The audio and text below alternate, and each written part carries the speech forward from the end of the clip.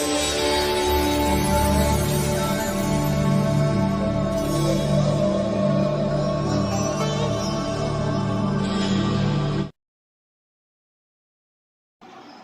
दोस्तों, अक्सर लोगों के दिमाग में एक प्रश्न रहता है कि मेरा भाग्य कैसा होगा, मेरे भाग्य में जो शिक्षा है वह कैसी है, मुझे नौकरी मिलेगी अथवा मैं कोई कारोबार करूंगा।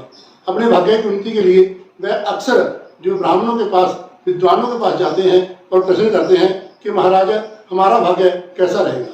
तो आज हम ज्योतिष के अनुसार विचार करेंगे कि जो आपका भाग्य स्थान है उसका आपके ऊपर कैसा प्रभाव आता है। दोस्तों, जो जन्म कुंडली है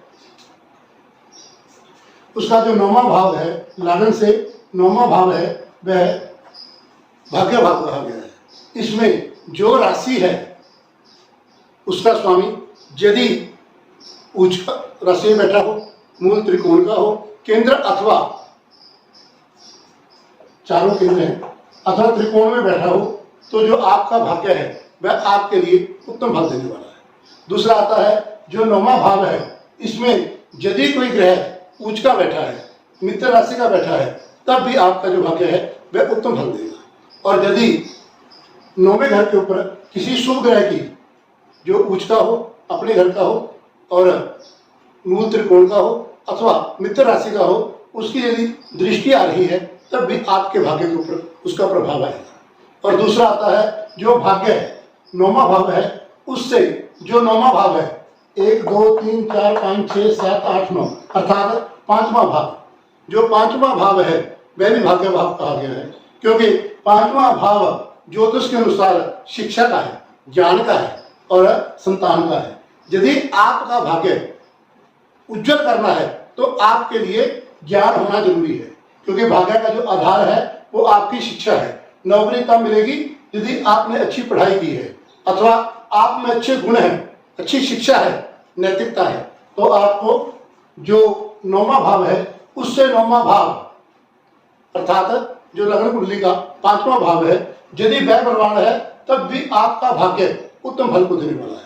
इससे भी जरूरी क्या है, इससे जरूरी है जो 9वें से 9वां उसका जो 9वां है 1 2 3 4 5 6 7 8 9 अर्थात लगन। जो लगन का स्वामी है यदि वह बलवान है तो आपका भाग्य आपका साथ देगा, क्योंकि लगन को शरीर कहा गया है।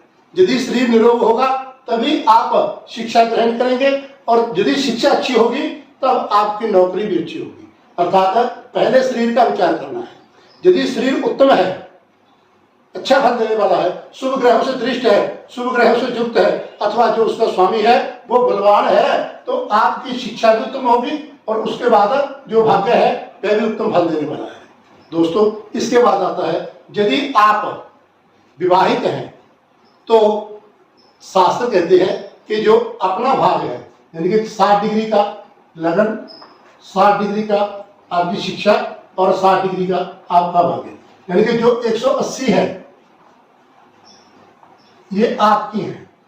और इतना ही, क्योंकि जो शादी के बाद जीवन साथी है अर्थात आपकी पत्नी है, उसका जो भाग है वह भी 180 होगा। फिर जा करके जो भ्रमण का चक्कर है वह पूरा होता है। लेकिन शास्त्र एक बात और कहते हैं, जब हमारे फेरे होते हैं ना तो उसमें जो 7 वचन है, एक वचन आता है अर्ध पुण्यम दृश्यामि नरपहम पाप भागनी, मैं आपके पुण्य का अद्धा भाग लूंगी और आपके पाप की भागनी नहीं लूंगी।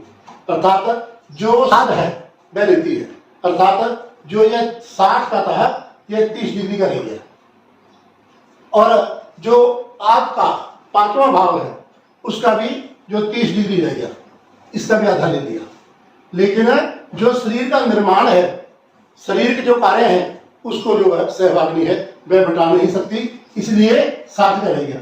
तो आपके भाग्य का जो प्रभाव है वह 30 डिग्री ये, 30 ये और 60 ये, अर्थात 30 + 30 + 60 अर्थात 120। आपका भाग्य हुआ 120 और जो ब्रह्मांड है वह कितने में बसा हुआ है 360 में, और उसमें से यदि हम 120 निकाल दें तो आएगा 240। जो 240 डिग्री है वह आपके 7वें भाव से विचारणीय है।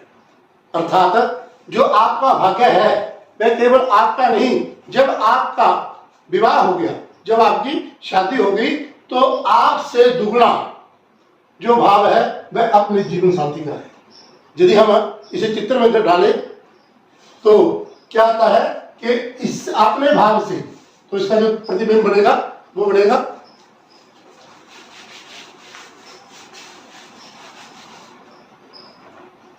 ये आपका 60 डिग्री, ये आएगा 60 डिग्री का कोण, और जो ये 5वां भाव है और ये आएगा 9वां भाव, और ये है आपका 7वां भाव। तो यहां से 30 डिग्री ऊपर और यहां से भी 30 डिग्री नीचे। अर्थात जब ये भाव आ गया, ये भाव 240 का और ये 30 का रह गया और ये भी 30 का रह गया। अर्थात आपसे जो आपका भाग्य है वह जो जीवन साथी है उसमें दुगना होगा। अर्थात यदि 7वें घर का स्वामी सौम्य ग्रह है और वह भी केंद्र अथवा त्रिकोण में बैठा है, तब जो आपका भाग्य है कई गुना ज्यादा आपके लिए फलदायी होगा। यदि 7वां घर का जो स्वामी है वो नेष्ट स्थानों में बैठा है, 6, 8 अथवा 12 में बैठा है, अस्तंगत है या अंशों में कम है, वाल्य है या वृद्ध है, तब भी जो आपका भाग्य है आपके लिए कमजोर होगा। यदि लग्नेश और सप्तमेश परस्पर मित्र हैं तो आपका जो भाग्य है वह कई गुना फलेगा। यदि ये परस्पर शत्रु हैं, तात्कालिक भी शत्रु हैं, तब वह जो आपका भाग्य है वह आपके लिए नुकसानदेह होगा। दोस्तों, सबसे पहले आप अपना भाग्य, अपनी शिक्षा और अपना शरीर इसका विचार करें। उसके बाद इससे जो दुगना विचार है वह जीवन साथी का है। अर्थात यदि हम केवल सप्तमेश पर विचार कर ले तो आपके भाग्य का जो उदय है उसका आपको मालूम होगा, क्योंकि सप्तमेश यदि सौम्य ग्रह है तो आपका जीवन साथी भी नर्म स्वभाव का होगा और जो उसका आचार व्यवहार है वह भी उत्तम होगा।